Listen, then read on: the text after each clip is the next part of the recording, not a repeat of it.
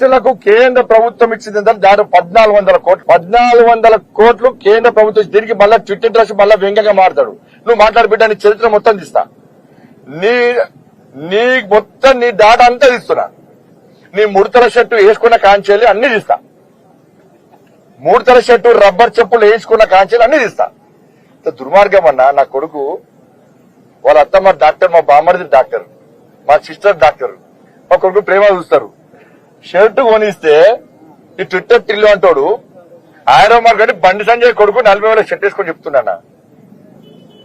ఒక బండి కొంటే నా కొడుకు బండి కొంటాడా? బండి సంజయ్ కొడుకు అట.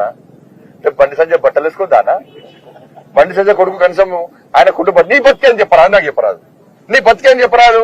నీ 3 షర్ట్ వేసుకునే ఫోటో బయటనా?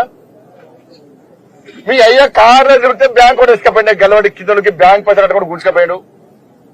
పాస్పోర్ట్ బ్రోకర్ నీ అయ్యా కాదా చెప్పు. చలో ఏ చోరస్తారు రా ముత్తప్పు వేస్తారా అడియా చెప్పు. సిరిసిల్ల అడియా, సిరిసిల్ల చోరస్తారు అడియా.